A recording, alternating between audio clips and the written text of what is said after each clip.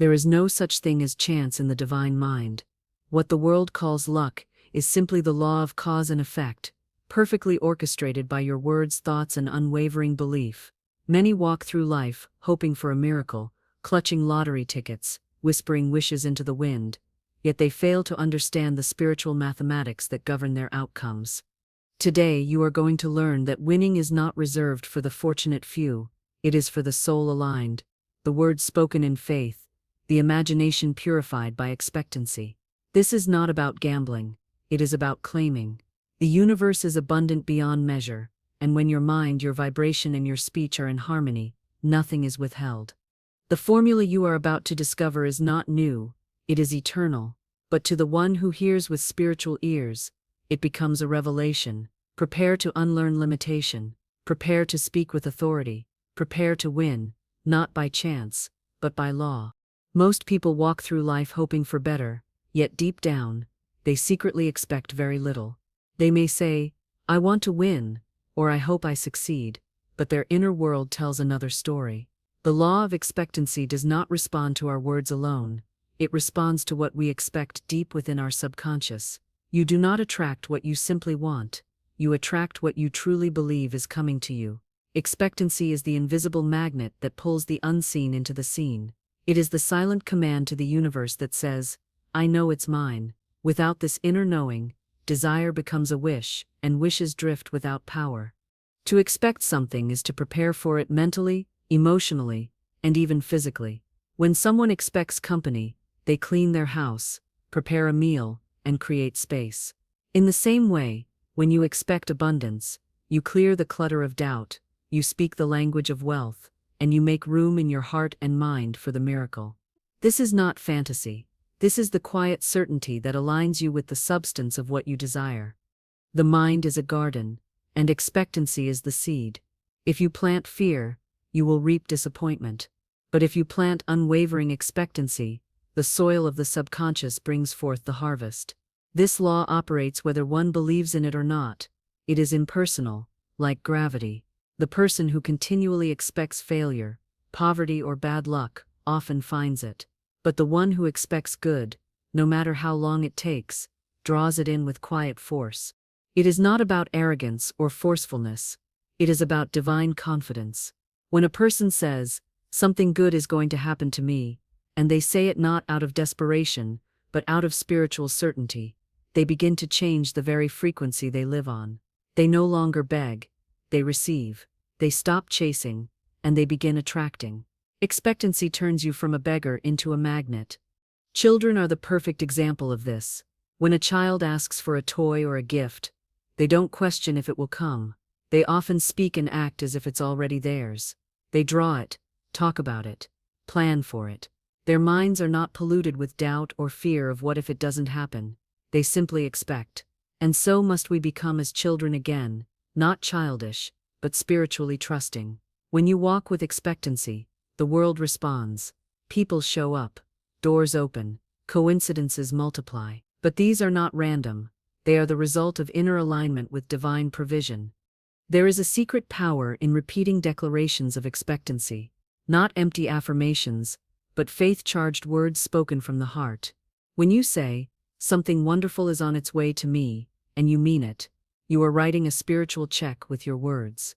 That check is cashed not by effort alone, but by belief. Life begins to mirror your inner assumption. This is not manipulation of the universe, it is cooperation with it. Too often people block their own blessings by expecting failure, bracing for loss, and preparing for rejection. They worry so much that they become more loyal to fear than to faith. The one who learns the law of expectancy becomes fearless, not because they ignore reality, but because they choose to speak and see beyond it. They call things that are not as though they were. You cannot mix expectancy with doubt and expect success. It must be clean, clear, and continuous. A single moment of absolute belief carries more power than years of hesitant wishing. When you live in expectancy, you begin to make decisions that align with the outcome you desire. You move with purpose, speak with certainty, and walk as though what you've asked for is already on the way. And so it is. To expect is to invite. The universe responds not to desperation but to confidence born of trust. This trust is not in chance, but in the invisible intelligent law that governs all creation. Your lottery ticket is not the paper you hold, it is the mindset you cultivate. Winning begins before the numbers are drawn. It begins when you expect good and refuse to entertain defeat. The outer world will always mirror the inner world, so prepare yourself not just to want the prize, but to expect it. And when your expectancy is unshakable, the prize can no longer hide from you. The words we speak are not mere sounds. They are spiritual forces that carry the power to shape our reality. Every word is a seed, and once spoken it begins to form the atmosphere around us. When a person constantly speaks words of lack, fear, or doubt, they unconsciously create an environment where failure and disappointment flourish.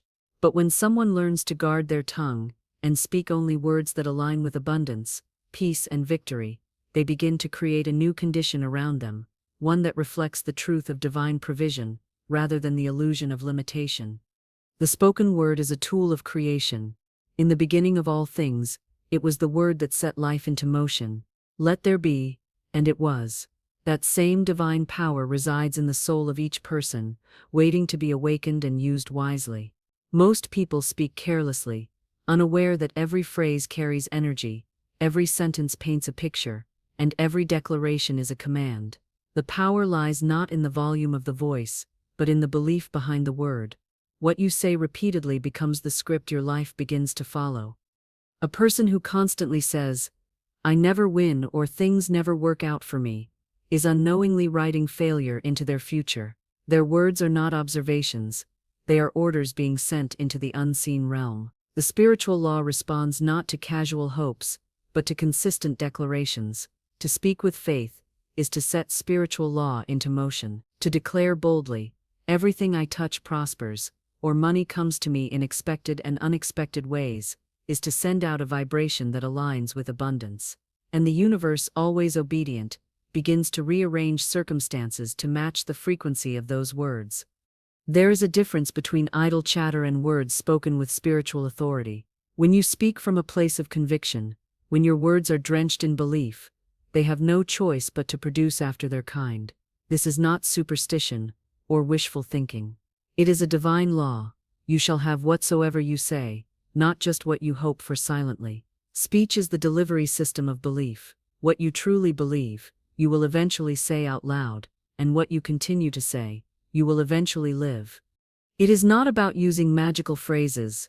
It is about aligning your speech with the spiritual truth that abundance is your birthright. The words you speak should be rooted in knowing, not begging. Speak as if it is already done, not as if you're trying to convince the universe to act on your behalf.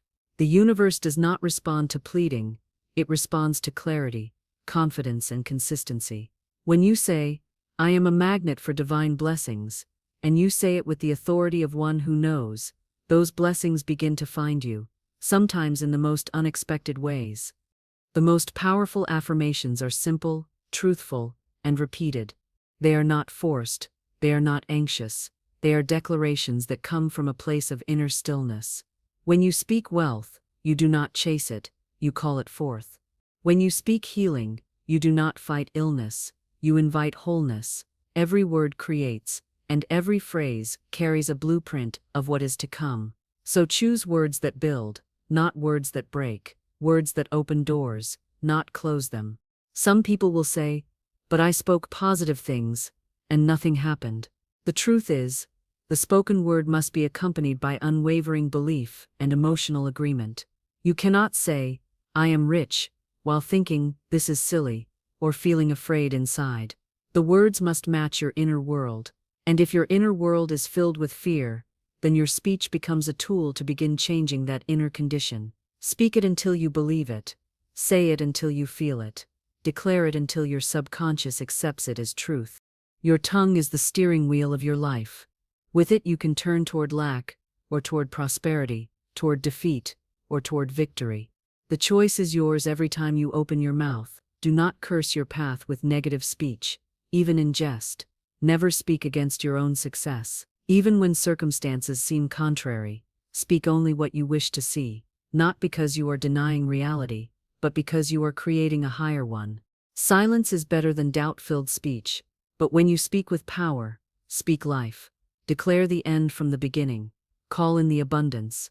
Name your desires out loud, not in fear of losing them, but in faith that they are already yours. Speak over your money. Speak over your day. Speak over your future. Use your voice as a key that unlocks the blessings already waiting for you. Because the truth is, the words you speak are either planting weeds or planting harvests. Choose wisely, and speak as one who knows the power behind every syllable. Imagination is not a game of the mind. It is a sacred power, a spiritual faculty given to humanity to co-create with the divine. What many dismiss as daydreaming is, in truth, the workshop of reality. Everything that has ever existed was first imagined. The chair you sit on, the home you live in, the clothes you wear. Each one was first a picture in someone's mind before it became a physical form.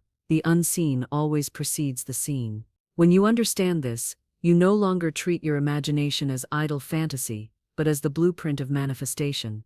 Most people misuse this gift. They spend their mental energy imagining what they fear, what could go wrong, or what they've lost. They replay scenes of past failures, anticipate rejection, or visualize themselves falling short. They don't realize that their imagination is not just reflecting their emotions, it is reinforcing and shaping them.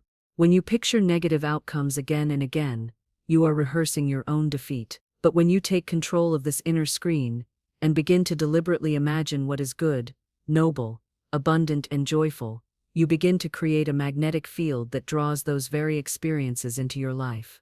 Imagination is a preview of your future. What you hold consistently in your mental vision is what your life will eventually reflect.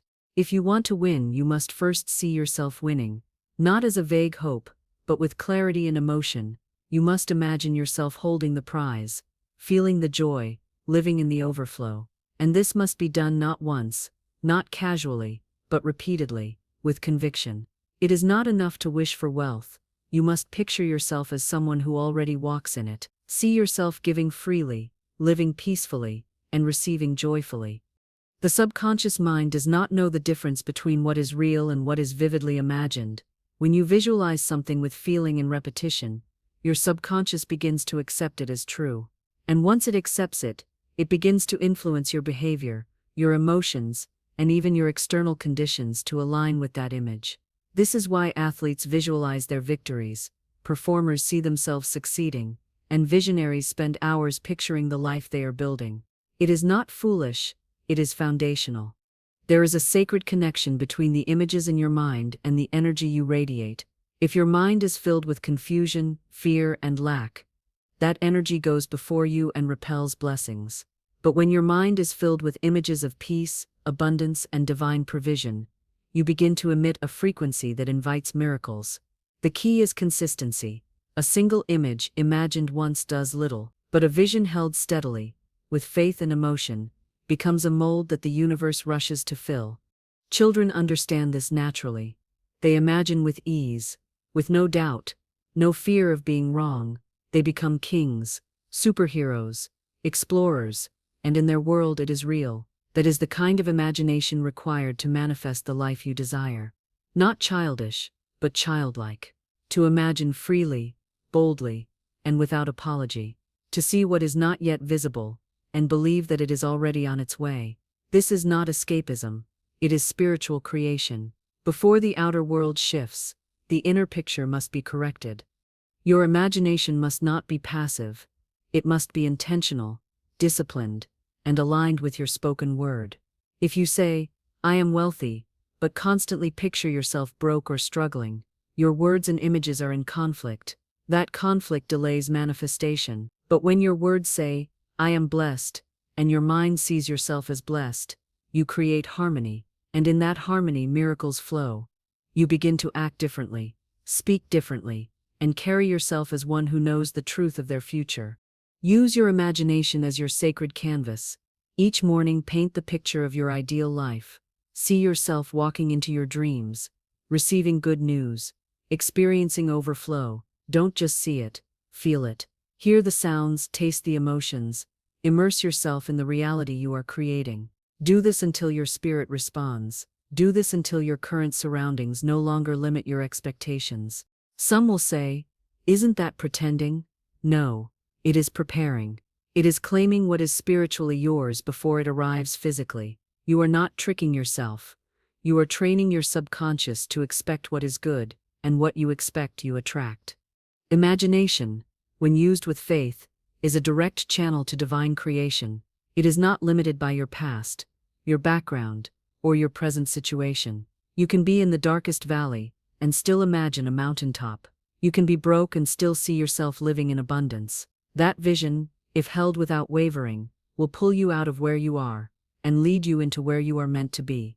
Let your imagination be your secret sanctuary, the place where your future is built and your miracles are born. Everything in the universe is energy, and that energy vibrates at different frequencies. Just as radio stations operate on distinct wavelengths, your thoughts, emotions, and beliefs emit a unique vibration that either attracts or repels your desires. Money, abundance, joy, and success all vibrate at a specific frequency. When your internal state aligns with that frequency, you naturally begin to draw those experiences into your life.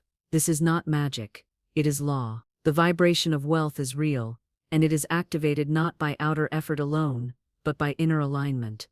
Most people operate from a vibration of lack. They worry about not having enough, complain about their circumstances, and constantly feel unworthy or disconnected from abundance. That vibration becomes their signal to the universe, and the universe faithfully reflects it back. Even if they desperately want more, their inner state says, "I don't have it. I'm afraid. I'm struggling." And so, life continues to mirror struggle. It's not about being punished. It's about resonance. You can only receive what you are in harmony with.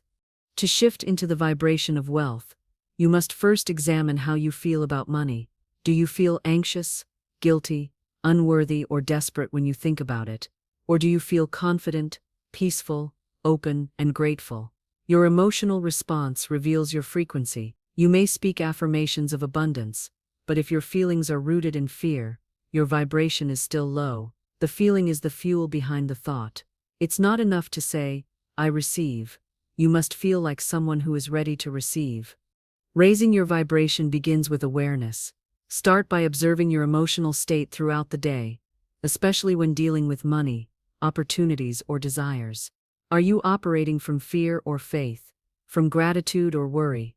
The more you begin to shift your inner climate toward trust, joy, and expectation, the more your vibration begins to rise. And as it rises, you start to notice small signs: unexpected money, new connections, open doors, better ideas, divine timing. These are not coincidences, they are confirmations that you are beginning to match the frequency of what you seek. Wealth is not just physical money, it is a state of consciousness. It includes peace of mind, healthy relationships, creative flow, and spiritual clarity. When you vibrate on the level of wealth, you do not chase, you attract. You do not beg, you receive. You do not shrink, you expand. You understand that the universe is generous, and that there is no shortage of supply, only a shortage of belief. When you truly believe that abundance is natural, you stop living in fear of loss and start walking in the confidence of provision. Receiving is an art. Many people block their own blessings not because they are unwilling to work, but because they are unwilling to receive. They feel guilty about success, they fear judgment, or they carry subconscious beliefs that say, "I'm not worthy." These beliefs lower the vibration and shut the door on manifestation. To receive with grace, you must clear out these inner blockages.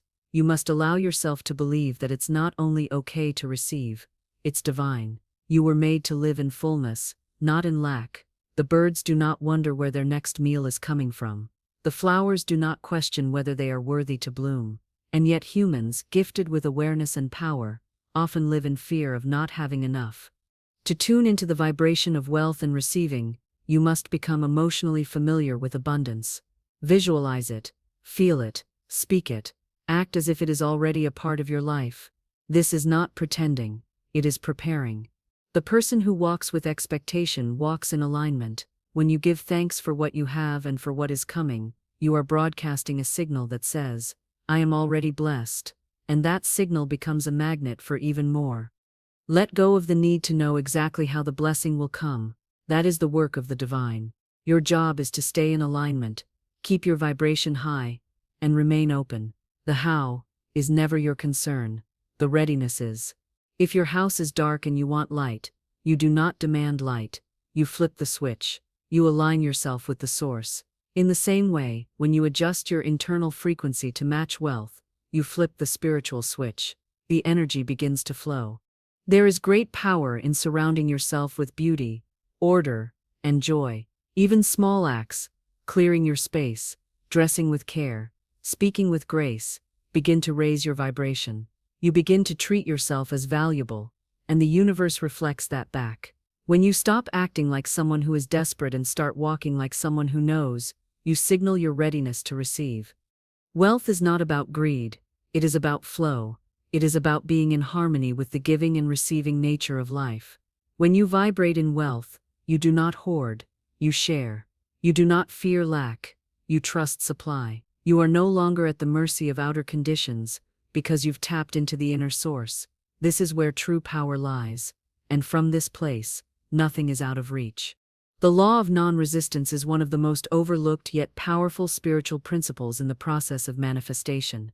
Most people are not kept from their desires by lack of effort or lack of faith, but by resistance. Resistance is a subtle but potent force. It shows up as anxiety, control, fear, anger, or the need to force outcomes. It is the inner tension that says, "It must happen my way, in my time, or else I'll fall apart." That tension disrupts the flow of divine order. While faith opens doors, resistance builds walls. To receive freely, you must first release completely. Non-resistance does not mean passivity. It does not mean giving up your desires or settling for less. Instead, it means surrendering the struggle, letting go of attachment to how the desire will manifest, and trusting that the universe is working in your favor behind the scenes. Resistance is always rooted in fear. Fear that things won't work out. Fear of being disappointed. Fear that you're not enough. But the moment you stop resisting what is, and start cooperating with divine flow, your energy shifts from chaos to calm, and it is in that calm, open state that the blessings can find you. Often, people pray for something, declare it, visualize it, and then immediately begin to resist it by worrying about how it will happen.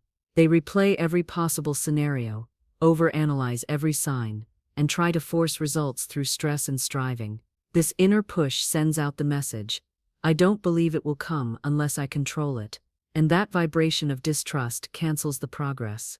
On the other hand, the one who learns to release, who takes inspired action but remains detached from the outcome, moves with grace and receives with ease. Non-resistance also means not fighting against appearances. Many people allow current circumstances to dominate their faith. If they see lack, they speak lack. If they face delays, they declare defeat. But the law of non-resistance invites you to remain unshaken by what you see, and to stay aligned with the truth of your intention. You do not have to force things to shift. The energy you carry is more powerful than anything outside of you. When you stop resisting the moment, you stop feeding the struggle, and when the struggle starves, peace returns. From that peace, new possibilities emerge. Think of water. It flows around rocks without effort. It never tries to move them. It simply finds its path. In time, it even shapes the stone. That is the nature of non-resistance. It doesn't mean being weak. It means being wise. It means understanding that true power doesn't force. It flows. When you practice non-resistance, you become like water, flexible, adaptable, calm, and unstoppable. You stop chasing and start attracting. You stop reacting and start responding. Life stops being a battlefield and becomes a river. Another aspect of non-resistance is forgiveness. Many are blocked not because they lack opportunity, but because they are still holding on to resentment, anger, or bitterness. These emotions bind you to the past and keep you vibrating in old pain. When you hold a grudge, you resist healing. When you replay betrayal, you resist new love. When you dwell in past losses, you resist future gain. Forgiveness is not about others. It is about freeing yourself so that your energy can move forward.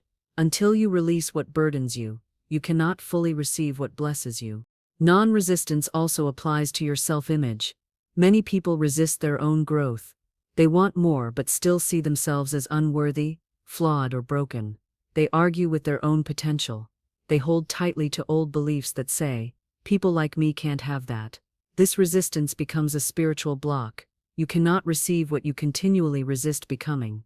If you want to live in abundance, you must release the identity of lack. If you want to be loved, you must stop resisting your own worthiness. Your new life requires a new version of you, and resistance to that transformation only delays your becoming. Letting go is not a one-time act, it is a daily practice. Each morning you choose, will I move through this day with trust or with tension? Will I allow things to unfold or try to bend them to my will? Will I speak from faith or from fear? The answers to these questions shape your vibration, and your vibration shapes your life. The path of least resistance is not the lazy path, it is the enlightened one. It is the way of the soul that knows its power, trusts its source, and surrenders its fears. When you live by the law of non-resistance, you do not shrink in the face of difficulty. You simply do not fight what you cannot control. You hold your vision, do your part, speak your truth, and release the rest. You bless the delay, knowing it's divine. You thank the detour, knowing it's still leading you home. You let go, not because you're giving up, but because you're rising above. And from that higher place, what you once chased begins to chase you. What you once resisted begins to flow toward you. What you once feared becomes powerless before you. That is the quiet miracle of non-resistance. It turns the chaos into calm, and the impossible into inevitable. Faith without doubt is the purest and most powerful form of spiritual energy.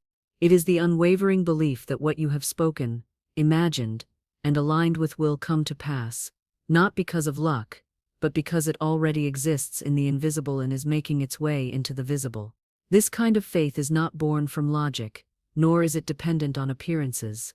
It is rooted in the soul's connection to the divine, a knowing that surpasses fear, refuses to negotiate with impossibility. When faith is absolute, doubt has no room to grow, and when doubt is absent, manifestation becomes inevitable. Most people think they have faith, but their faith is mixed with uncertainty. They believe for a moment, and then question the next. They affirm abundance in the morning, and by the afternoon they are worrying about bills.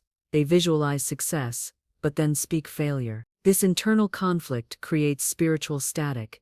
It sends mixed signals to the universe, and the law cannot respond to confusion. It responds to clarity. It responds to focus. It responds to belief that does not waver. True faith is not loud, nor is it frantic. It is quiet, steady, and unshakable. It stands firm in the face of delay. It keeps speaking even when there's no evidence. It continues imagining the outcome even when circumstances appear unchanged. This is not denial of reality. It is spiritual dominion over it. Faith is not pretending that everything is perfect. It is knowing that even in imperfection, something perfect is unfolding.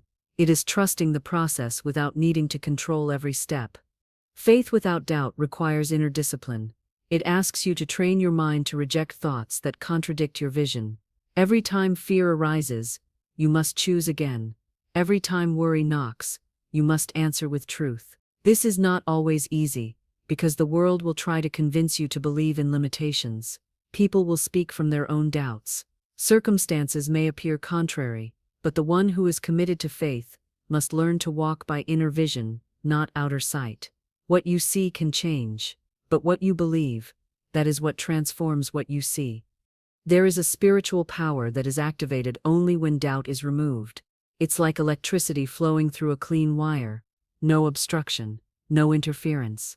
Just raw, uninterrupted power. That's what happens when your faith becomes pure. You begin to move differently. You speak differently. You are no longer pleading or hoping. You are declaring and knowing. You are not begging the universe. You are agreeing with it. You are not reacting to the delay. You are giving thanks in advance. Gratitude plays a key role in faith, without doubt. When you give thanks for what you have not yet seen, you prove your belief that it is already yours. That kind of gratitude is not forced. It is born out of spiritual confidence. It is the posture of someone who understands the nature of divine timing. Faith without doubt always gives thanks before the arrival. It celebrates before the evidence. It prepares for the blessing with the same joy as one who has already received it. This level of faith changes your vibration. It lifts you into a higher state where miracles can occur. You begin to draw things to you without strain. Doors open, people appear, opportunities arrive, and it's not coincidence, it's alignment. The universe is responding to the clear, consistent signal of your belief. And because there is no contradiction within you, there is no contradiction in your results. Some may ask, but what if doubt comes? What if fear creeps in?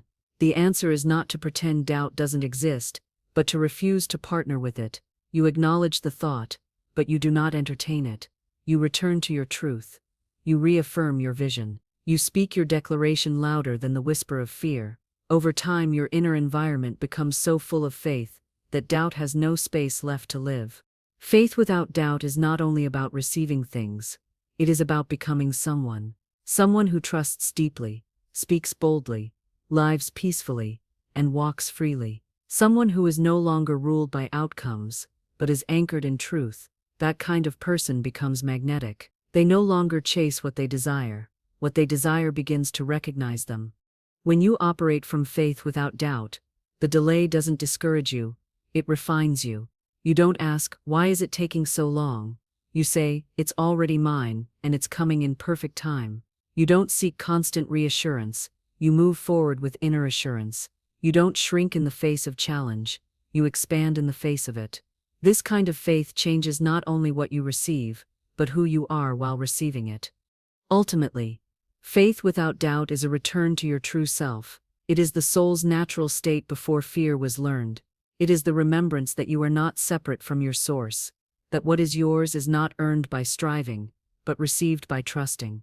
And when you reach this place, not even the loudest storm can shake your peace, because you no longer wonder if it will happen.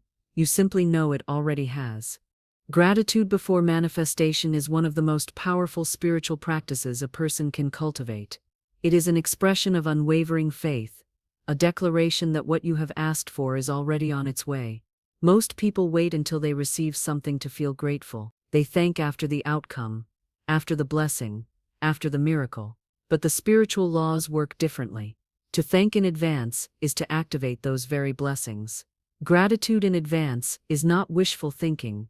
It is a magnetic force that draws the unseen into the seen. It tells the universe, I trust your timing. I believe it is already done. When you live in gratitude before manifestation, you shift your entire emotional vibration. You stop focusing on what is missing and begin vibrating in the energy of fulfillment. This change in frequency is not subtle. It is a dramatic realignment of your spirit with the truth of abundance. The moment you begin to feel grateful for what has not yet arrived, you bring it closer to you. Why? Because you are already matching its vibration. You are already speaking the language of the answered prayer. Gratitude also softens the mind. It moves you out of tension, stress, and impatience and into peace, openness, and expectation. When you are constantly worrying about when something will happen, you are resisting it. That worry is a form of fear, and fear is a repelling force. But when you give thanks for something as though it has already happened, you become receptive. You are no longer clinging, begging, or doubting.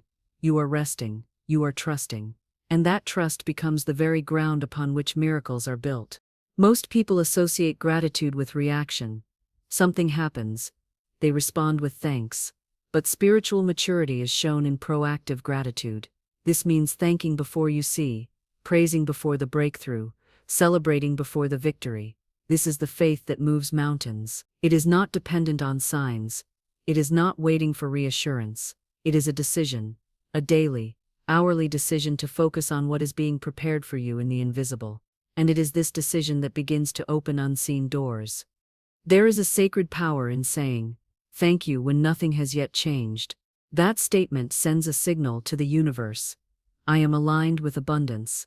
I am no longer waiting. I am preparing. This mental and emotional shift begins to shape your outer reality. You no longer feel like a victim of delay. You feel like a partner in divine timing. You start to notice little confirmations, signs that things are unfolding just as they should, and your heart, instead of being anxious, becomes calm. Gratitude before manifestation also creates an atmosphere of joy. Joy is not only a byproduct of blessing, it is a condition that attracts it. When you are truly grateful, you become joyful. And when you are joyful, your spirit becomes magnetic. People want to bless you. Opportunities open. Creative ideas flow. This is not a result of effort alone, it is the consequence of being emotionally and spiritually aligned with goodness. Practicing this form of gratitude requires intention. It is easy to slip into worry, especially when circumstances look the same day after day. But in those moments, you must choose again.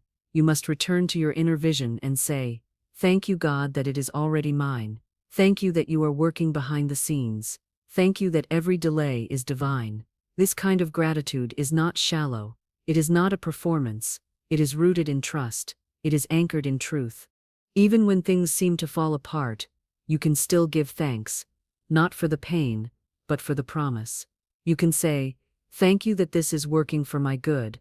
Thank you that I am being redirected, not rejected. Thank you that what is coming is better than what was lost." This level of gratitude is transformative. It doesn't just change your results, it changes your relationship with life. You become less reactive and more receptive, less controlling and more trusting, less focused on what's missing and more aware of what's being made. Gratitude before manifestation is not about pretending. It's about aligning. It's about choosing to believe in a deeper reality even when the surface hasn't changed. It's about standing on the foundation of spiritual law instead of emotional fluctuation. And when this becomes your way of living, manifestation becomes natural. You are no longer surprised when good things happen.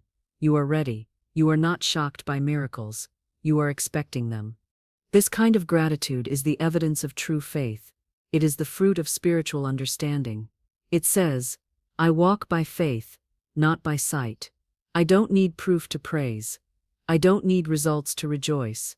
And in that posture, you are no longer chasing what you desire. You are drawing it in, quietly, powerfully, inevitably. Gratitude before manifestation is the spiritual signal that says, "It is done." And once that signal is clear, all of creation begins to move to fulfill it. Divine timing and trust are the final keys in the process of spiritual manifestation, and perhaps the most difficult for many to understand. We live in a world that values speed, control, and instant results. When something doesn't arrive on our schedule, we assume it's delayed, denied, or forgotten. But in the spiritual realm, timing is not governed by urgency, it's governed by alignment. Things do not arrive when you want them to. They arrive when you are fully prepared to receive and sustain them. This is not punishment, it is divine precision. Every delay, every pause, every detour serves a purpose far greater than your immediate understanding. Divine timing means that what is yours will not miss you, and what misses you was never meant for you in that season. It is the gentle unfolding of events in a way that supports your soul's highest growth and deepest healing. Sometimes we ask for something, and we are not yet the person who can carry it. We are still doubting, still fearing, still shrinking. If the blessing were to come too early, we might misuse it, lose it, or let it overwhelm us. So the universe waits, not because it is withholding, but because it is wise. It waits for your vibration to rise, for your heart to heal, for your spirit to mature, and when you are ready, what you've prayed for appears as though it had been waiting for you all along. Trust is what sustains you in the in-between. It is what keeps you steady when the evidence has not yet appeared. It is what quiets the mind when it begins to doubt, question, and panic. Trust says, "I know it's coming, even if I don't see it yet." It is the spiritual discipline of staying in alignment with your desire without needing constant reassurance. Many people sabotage their own blessings by abandoning trust in the final stretch. They begin strong, but the weight wears them down. They start doubting the process, second-guessing the vision, and speaking words that contradict their earlier belief. This internal instability disrupts the flow. Trust is not passive. It is active surrender. It is the daily choice to believe in the unseen, to give thanks in the silence, to hold your vision even when everything around you says, "It's not working." It is what anchors you in peace, while the divine orchestration continues behind the veil. Often the greatest work is happening when it looks like nothing is moving. Just as a seed takes root beneath the soil long before it breaks the surface, so too does your desire begin to form in the invisible before it becomes visible. If you judge by appearances, you'll assume the delay is denial. But if you trust divine timing, you'll understand that the pause is part of the preparation. Divine timing also teaches patience without bitterness. It softens the heart to wait with joy, rather than with frustration. It invites you to live in the present moment without being consumed by the future. When you truly trust, you are not anxious. You are not desperate. You are expectant. You are like someone who has already been told the package is on the way. It just hasn't arrived at the door yet. You continue living, growing, and giving, knowing that what is meant for you is making its way to you. There is a sacred confidence that comes when you trust the timing of your life. You no longer compare your journey with others. You stop measuring your progress by someone else's clock. You understand that your story is unique, your blessings are customized, and your breakthroughs are being prepared in divine order. This trust frees you from the pressure to rush, chase, or force outcomes. It allows you to live from a place of flow, rather than force. Sometimes divine timing includes detours, experiences that feel like setbacks, but are actually setups. A closed door may redirect you to a better path. A delay may give you the space to grow emotionally, mentally, or spiritually. What seems like a mistake may turn out to be the very thing that saves you. When you trust, you begin to see life this way. You stop labeling events as good or bad, and start seeing them all as part of the divine arrangement. Living in trust and surrender does not mean you do nothing. It means you do your part, and release the rest. You take inspired action, speak your affirmations, hold your vision, and then you let go of the need to control every outcome. You stop micromanaging the universe. You stop trying to push doors open that are not yet ready. Instead, you trust that the right door will open, and when it does, it will not require force. It will open smoothly, clearly, and undeniably. And when the blessing finally arrives, it does so in a way that confirms everything you believed in. It feels effortless. It feels timed perfectly. You look back and realize that the wait was not a punishment. It was preparation. That every moment of silence was filled with purpose, that what you thought was being delayed was actually being refined. You understand then that divine timing is never late. It is always perfect. Trust is not something you find once. It's something you return to over and over again. In every delay, in every detour, in every unanswered question, you return to the truth that the universe is working for you, not against you, that what is meant for you is on its way, and that in the meantime, you are being shaped into the person who can receive it, hold it, and expand it. This is the beauty of divine timing and trust. It doesn't just bring you the blessing, it makes you ready to receive it. The secret lottery winning formula is not about luck, numbers, or chance. It's about alignment with the spiritual laws that govern all creation. It begins with the law of expectancy, flows through the spoken word, is visualized through the imagination, and vibrates with the frequency of abundance. It moves in harmony with the law of non-resistance, stands firm on faith without doubt, is sustained by gratitude before manifestation, and is completed by trust in divine timing. You are not here to beg for blessings. You are here to receive them, not from a place of desperation, but from a place of spiritual authority and inner knowing. The moment you align your thoughts, emotions, words, and actions with the truth of divine abundance, life responds, not because you forced it, but because you finally allowed it.